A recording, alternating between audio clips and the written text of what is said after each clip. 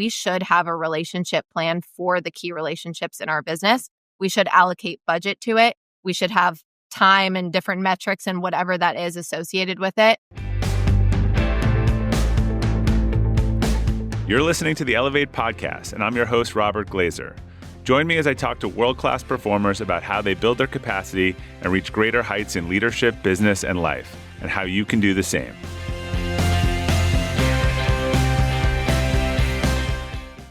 Welcome to the Elevate podcast. Our quote for today is from John Ruhlin.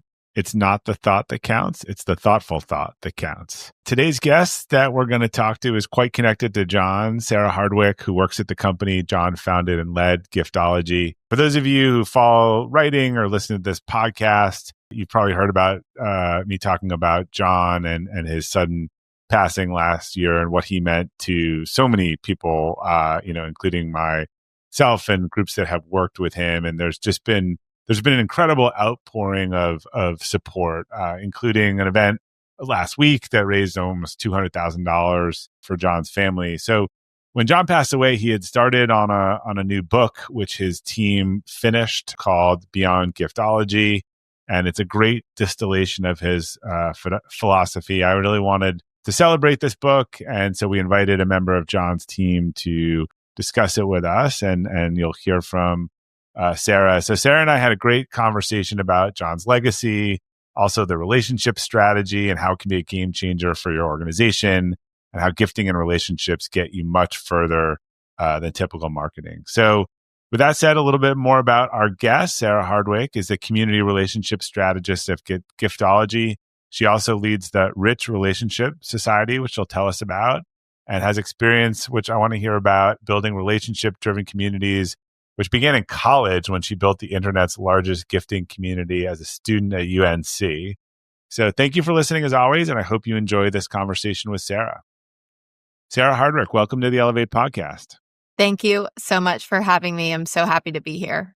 So tell us about this college gifting community and how you found your way to Giftology Group.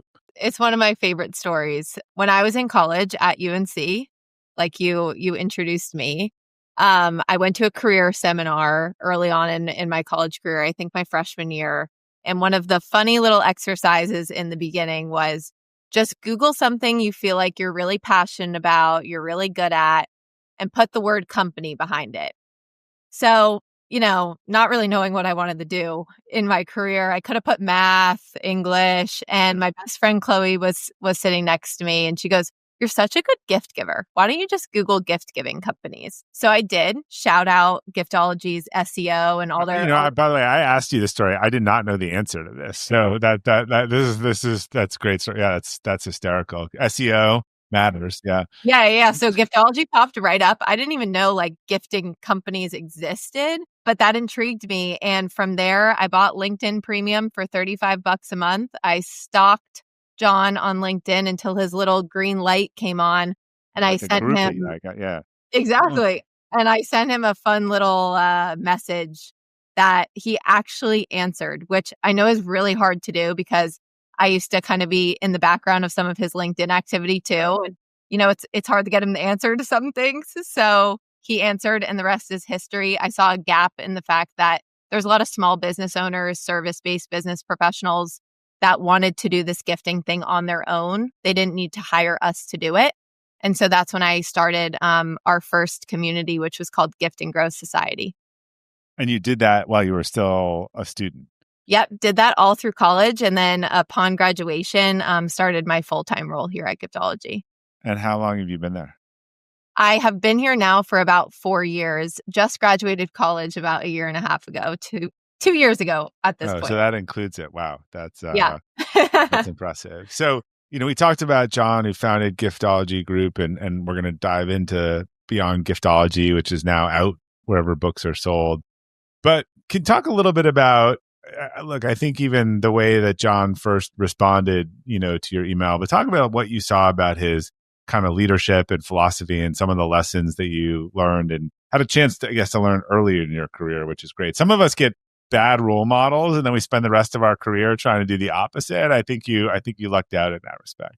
I did. I definitely did. I got lucky, feel very blessed. I shared this on LinkedIn when John passed away that I really did feel like I had an opportunity of a lifetime to work that closely with John and be led by him this early on in my career. And unfortunately, with his passing, I did really feel like it was an opportunity of a lifetime Yeah. to have that time with him. I mean, his leadership and his philosophy and the way he not only went about business and running his company, but also family and the relationships that he held close to his heart.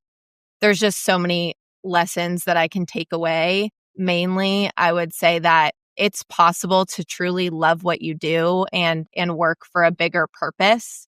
I feel so blessed. I know not everybody can, give gifts for a Yeah. living, and he absolutely had that. But I just feel so blessed that I think I really do understand the power in having a bigger purpose for your work, being able to love on people and carry that radical generosity forward that he did so well.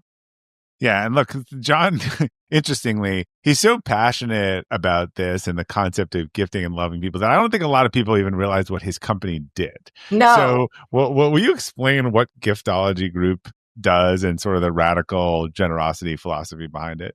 we have gotten that feedback so much in the past couple of months, which just first of all shows John's heart. Like, Right. It shows truly, he was not trying to sell stuff. no, Right. Yeah. he Yeah. truly was just all about building relationship and giving, and sometimes forgot to mention that like Yeah. this is what his company Hey, we actually. can help you do this. Yeah. But honestly, the way that I like to describe it is that we're a better way to do marketing. The whole world has turned to digital, and we have found a way to still keep relationships at the forefront of people's marketing strategy.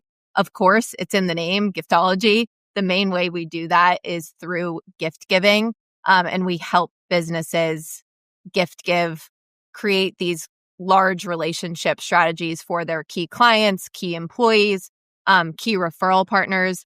And that's something that can be completely outsourced for them via our team. Give us an example of sort of, and I know like focused on pretty unique experiences. So and working with some sports teams, but give us sort of a non-traditional example of what that might look like.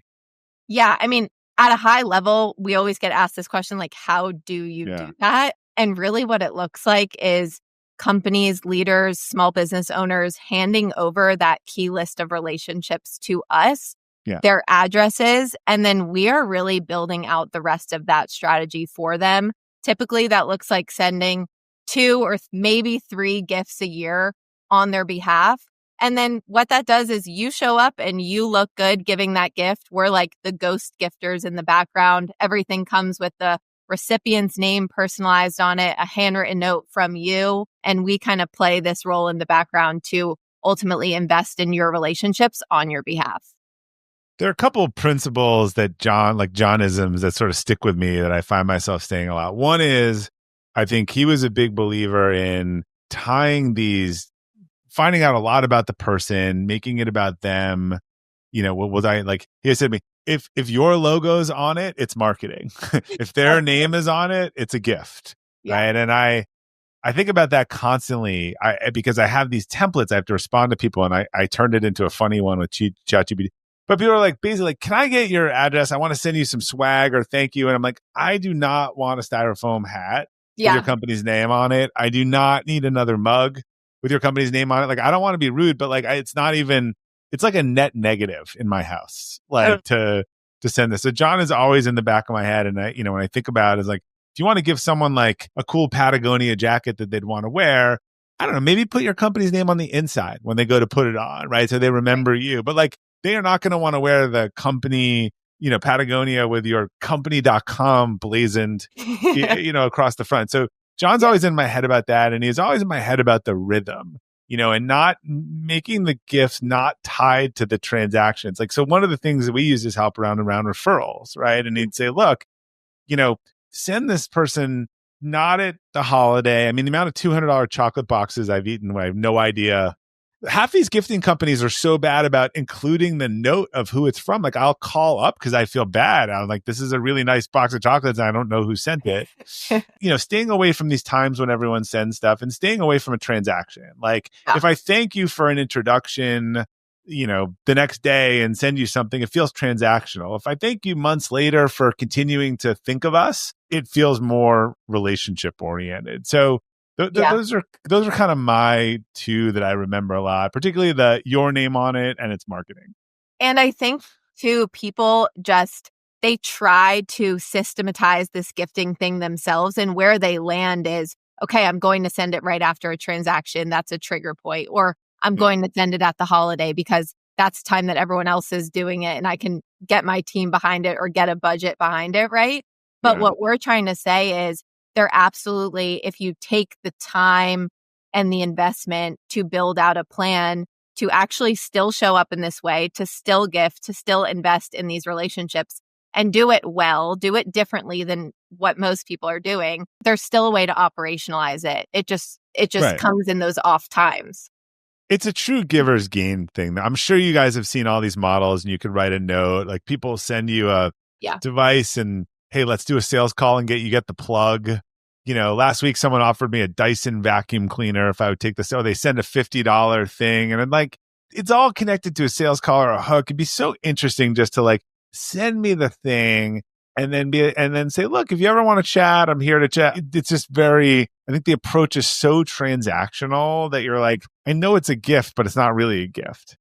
Well, I'll say two things to that. Number one, I'm getting married soon, and so the Dyson vacuum could be really useful for me. So if you want to give them my name. Well, maybe we can do a swap. No, I'm just kidding. But no, truly. I love Dyson vacuums, though. So I have a weakness for them. So I may do the call, even though I have no interest in the product. There you go. Yeah. And that's not the world that Giftology and we want to live in, is like the bribing idea of gifting. We really do not love to work with clients who are using it as a mechanism of like cold calling. Like it's basically glorified cold calling a little bit, that you're trying to bribe your way into getting some time with a leader. I mean, the best way, you brought up referral partners earlier. The best way to get those introductions that you are desiring is through referral partners. Those are the people that you likely have a relationship with already. Let's focus on them. Let's focus on investing in the people that are in your network that you already have relationship with. And then those people, because you've built trust with them, because you've gifted them, because you've showed them all of this love and appreciation, those are the people that will open the doors. So that's our approach to that kind of bribey cold calling. Well, I know John believed in really loving on the EAs too, right? Yeah. The people connected to the people. Yeah. Yeah. But again, it wasn't in a transactional way. It was really like there was no strings attached. And so let's talk about the difference between 2 3-letter words, ROI and ROR. Yeah. I mean, everyone knows the acronym of ROI, return on investment. That already has a little bit of a transactional undertone to it. Yeah. And what we really tried to flip the script on is that this investment that you are making, it is an investment. It is money. You are buying gifts, right? Or you're spending time with this person, but you may not get what you are giving out of it right away. And that's not how relationships work. So the return on relationship side of things is thinking about it a lot more long term.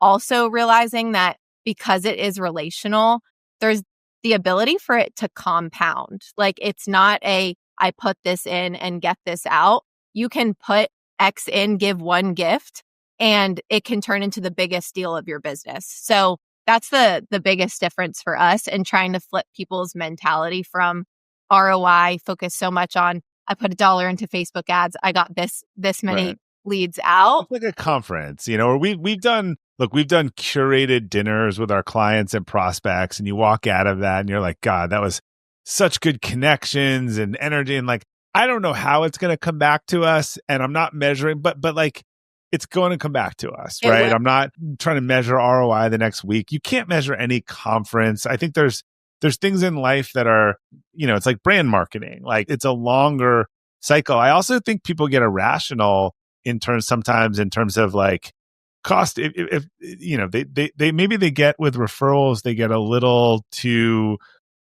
not lazy. I don't know what the word is, but they get lazy. But if I had said to someone, look, they have a referral program. Most people, hey, you send us a referral, we'll sign a deal, and we'll pay you 10%, right? And they have Yeah. like no problem doing that.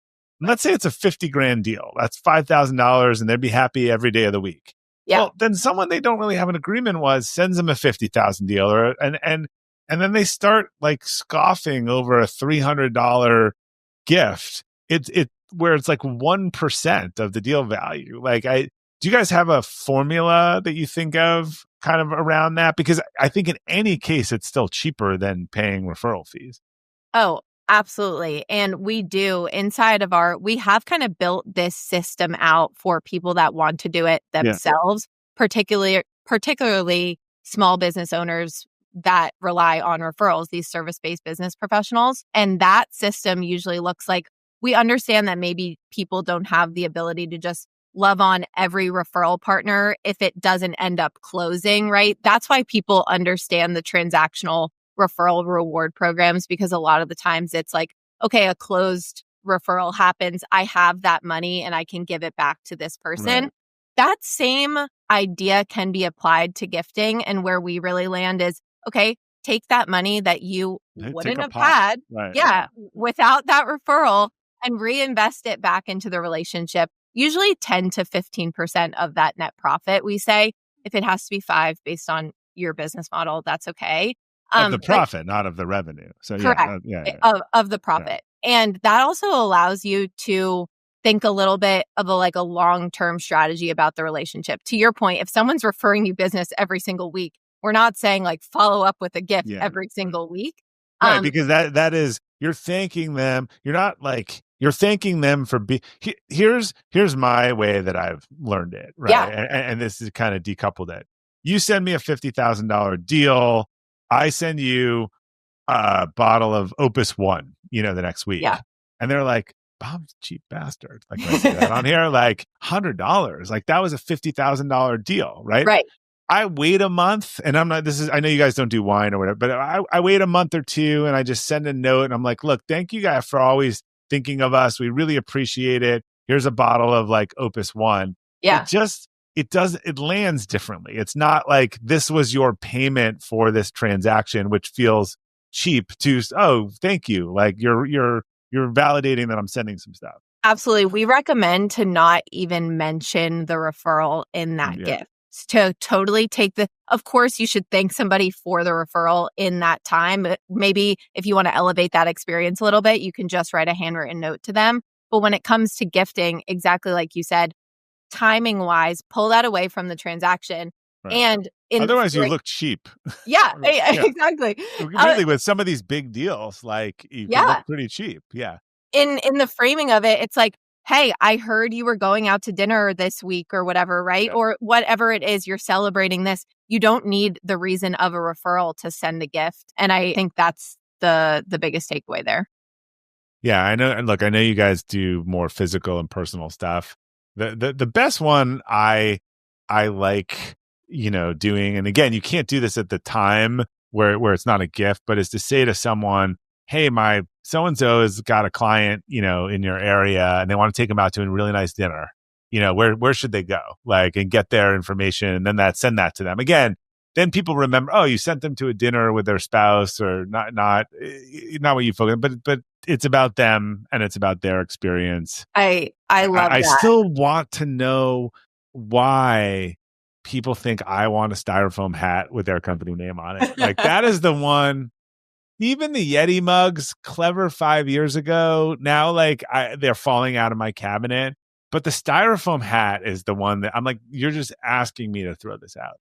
Right. Like, wouldn't you rather, to your example that you just said, wouldn't you rather just spend time with your family and friends and have them support that? Like, I have the most fun story.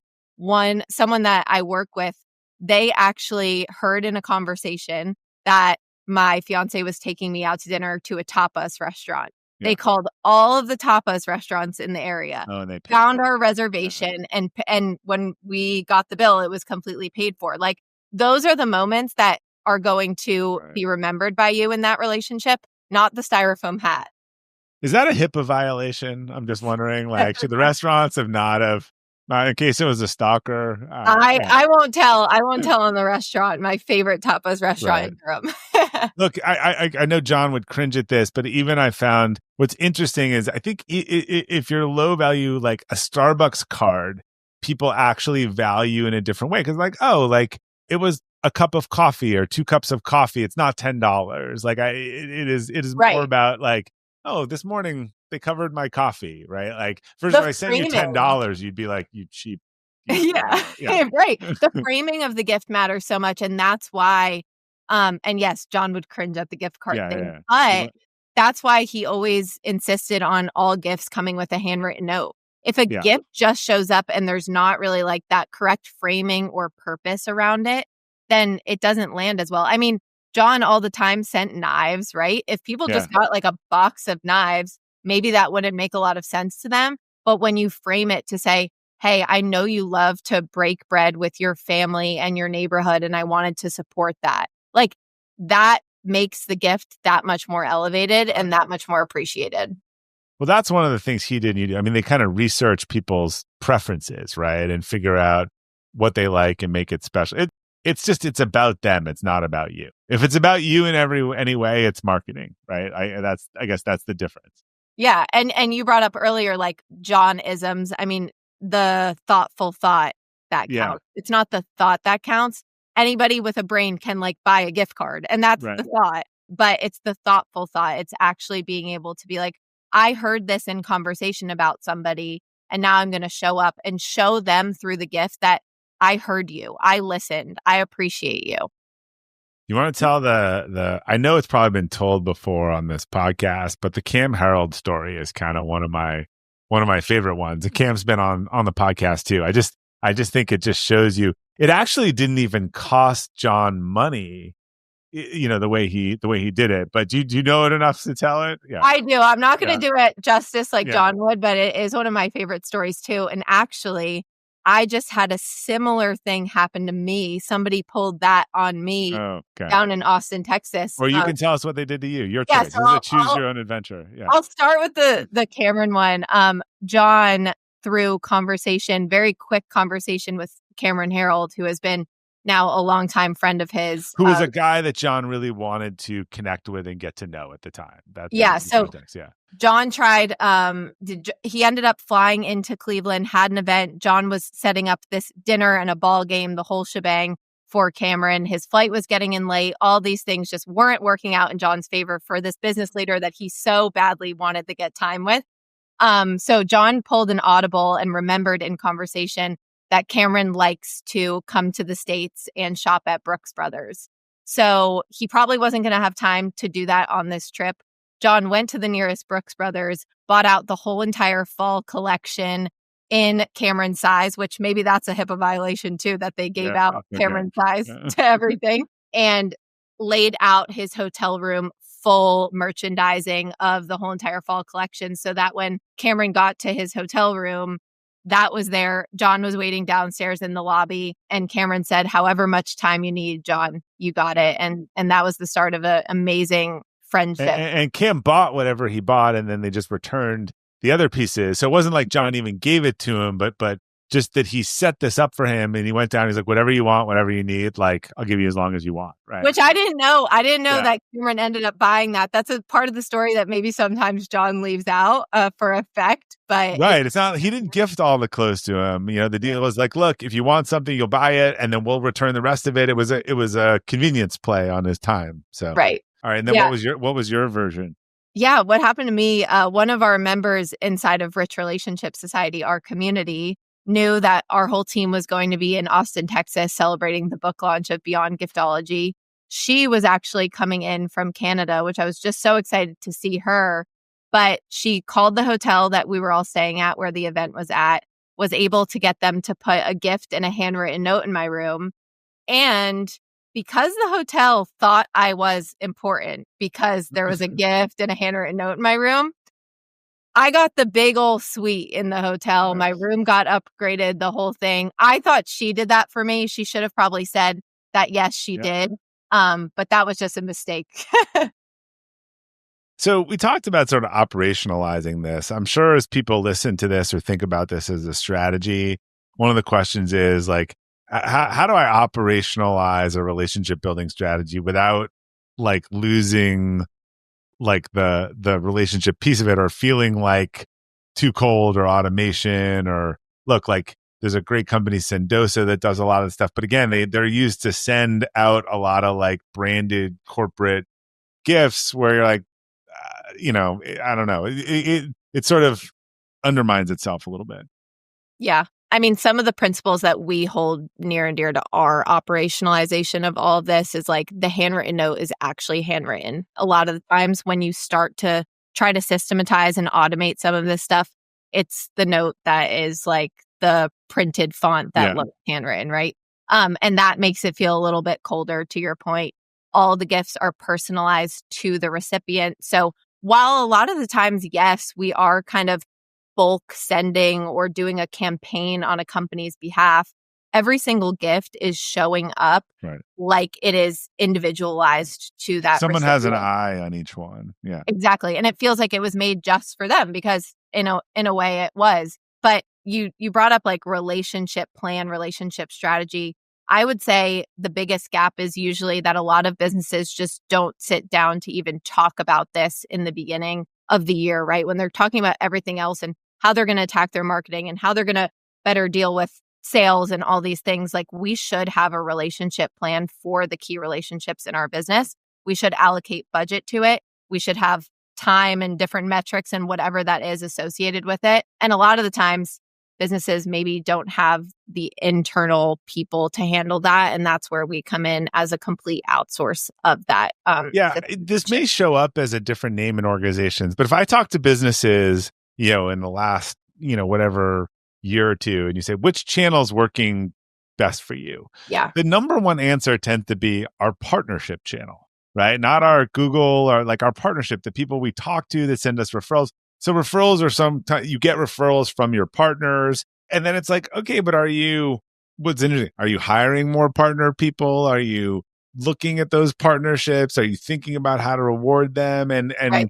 usually the answers are no. So I assume a lot of times you're like this would be ingrained with the partnership channel. Correct. Exactly. To your point, if one marketing channel is working, typically people put more time and energy and dollars behind it.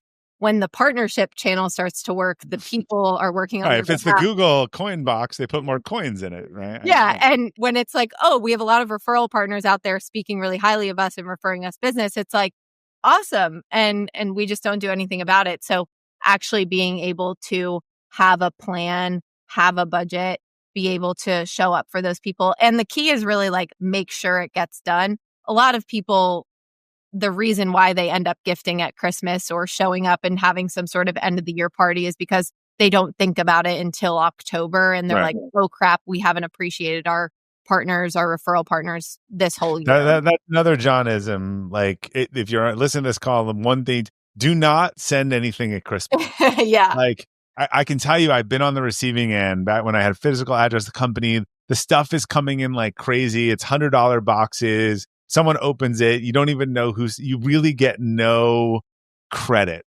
if you do it at these crazy times. It almost works against you because it starts to overwhelm the recipient as well. I mean, I'm the same way. Sometimes birthday, Christmas, all those things, that's a trigger point for a lot of businesses. Right. And then you don't have that individualized experience with that relationship, which is the whole point. It's just on a conference table with a bunch of other cookies that everyone else Well, sends. and you also assume you're the only one that's doing it. And so, I go to leave for a holiday and suddenly I've got 400 fruit baskets and stuff. And I'm like giving it away to people and it becomes a stress point, right? Everyone just assumes what they're doing is unique and it's usually not.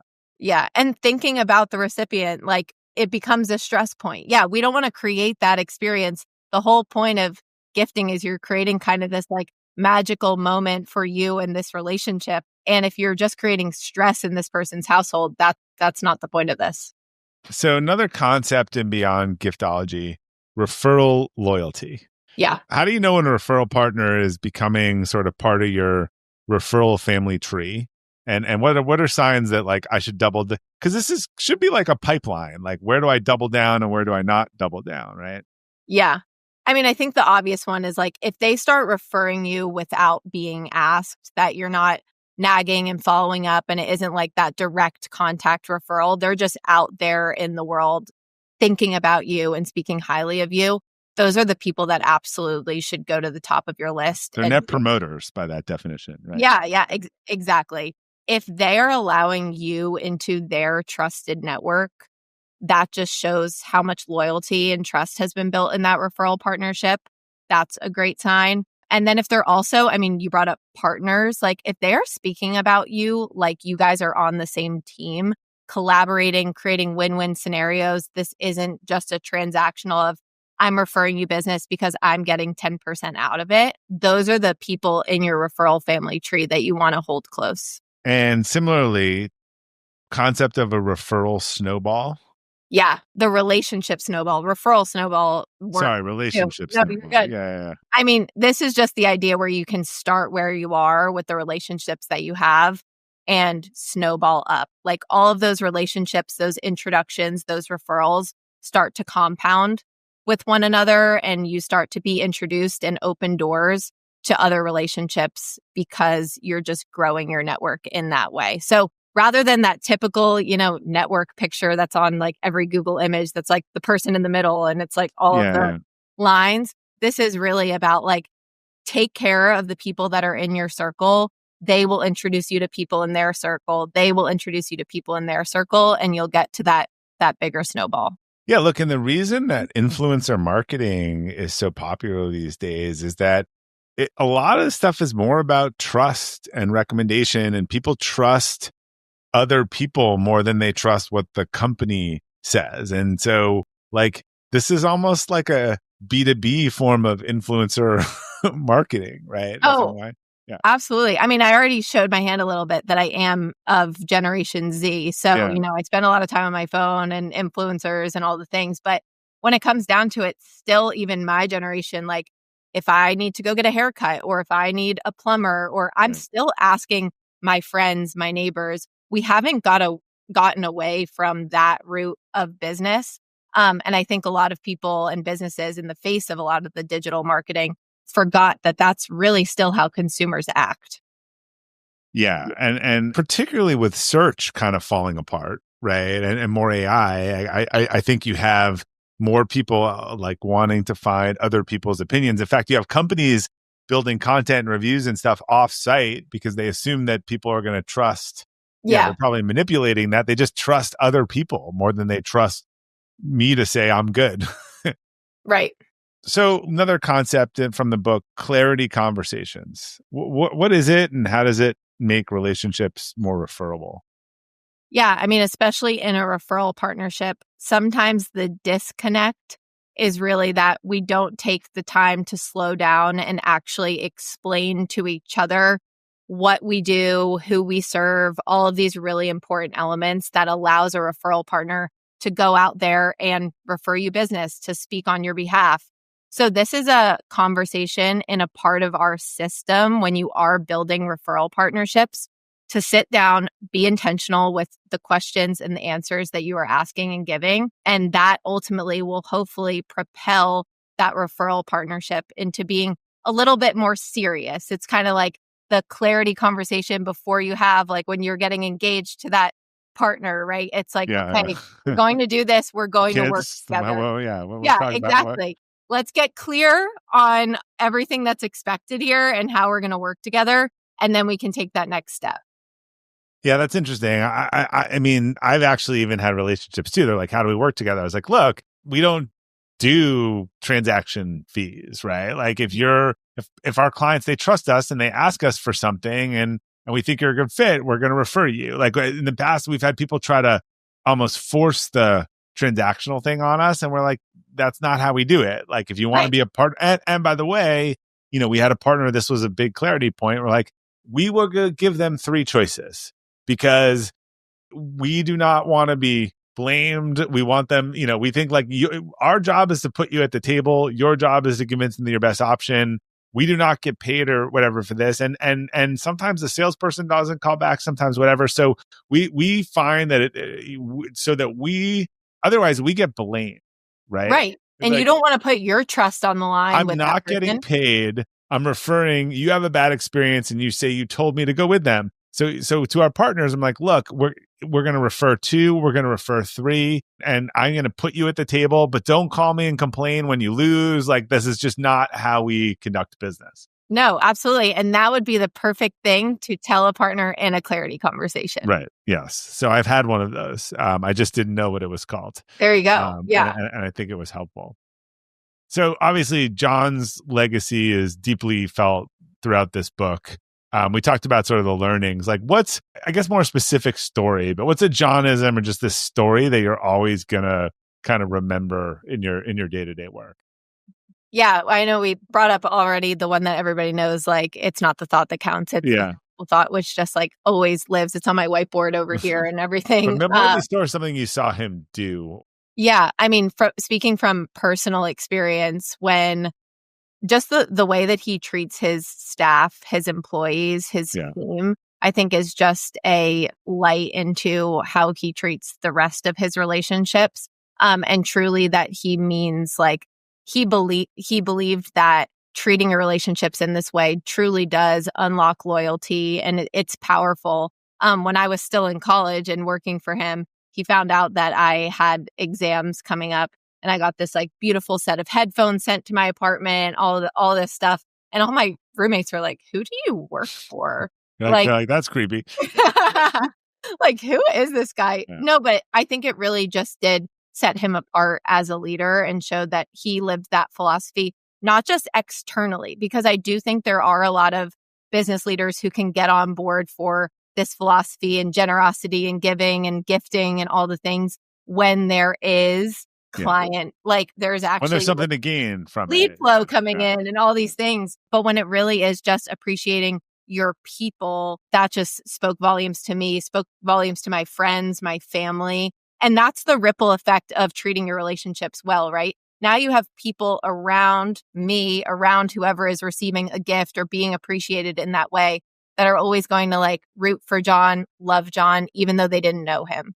Yeah, I just want to double click on this because when I wrote the Friday Forward about it, and I think what made me very self-reflective was watching when John passed away, his staff was so dedicated to him that they started writing his book, planned the funeral for the family, reorganized the business around how it sort of could survive. Everyone could have been like, look, this is super risky. I'm going to go get another job. But when you really talk about legacy, I'm like, I really hope people would do that for me. I hope I've invested enough in other people the way that they would be willing to do this. Because I don't think I've ever seen employees rally in a way around this for stuff that was not paid and probably more high risk. And look, frankly, the company loses its figurehead person, and you'd be like, look, this is a time to get out. Like it's totally risky. Yeah.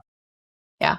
All right, Sarah, last question. And we can orient this to gifting, but like, or maybe like, because some things that probably not go well, but what's a mistake you or the Giftology team has made and like in gifting, and what did you learn from it?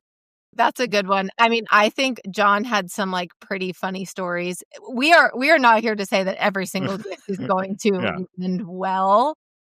Maybe not knowing that sometimes someone is in the middle of a divorce or something, and because one of our things is like always love on the family, make sure to include the family name and those types of things. But I would say our team, I mean, you just spoke to our team really rallies around one another and fixes things if that does ever go wrong. Some funny things, we brought up Cameron Harold earlier. We did like ship some money in the mail or whatever to him. And like, sometimes we got to do things around on the side. But when things go wrong, typically also, if you aren't doing this from a cold gifting perspective and you truly have a relationship with somebody, then you can make fun of it sometimes. That's fair, right? It's not making the mistake; it's how you fix the mistake. Exactly. All right, Sarah, thank you for sharing your story with us. We're going to include links to Giftology Group and John's new book, Beyond Giftology, on the detailed episode page at robertglazer.com. Thank you so much for having me. So that was my conversation with Sara Hardwick from Giftology.